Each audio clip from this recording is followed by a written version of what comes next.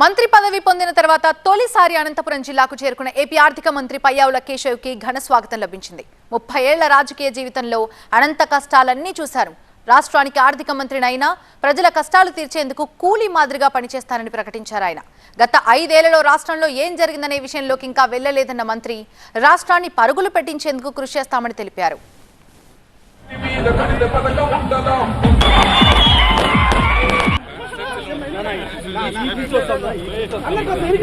30 సంవత్సరాల రాజకీయ ప్రస్థానంలో జిల్లాలో కరువులు, కష్టాలు, కన్నీళ్లు, బాధలు ఇవన్నింటినీ తీర్చేటువంటి కాలవల కోసం చేసినటువంటి పోరాటాలు, కాలవల ద్వారా రావాల్సినటువంటి నీళ్లు, మన భూములను సాగు చేసుకోవాలన్నటువంటి ఆలోచనతో మనం పడేటువంటి తపన, ఆరాటంలో పెరిగినటువంటి వ్యక్తిగా నేను చెప్తా ఉన్నాను.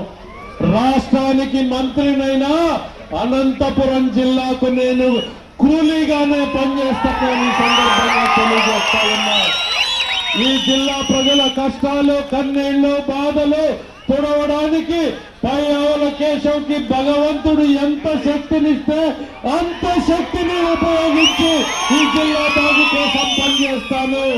ఖజానా ఇంకా తలుపు తీసి చూడలేదు, లెక్కల పుస్తకాల్ని తెరిచి చూడలేదు.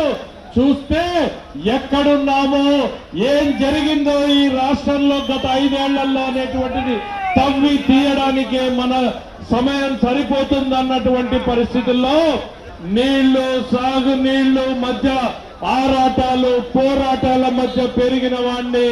వాటి కోసం నిరంతరం నా ప్రయత్నం కొనసాగుతుందని తెలియజేస్తూ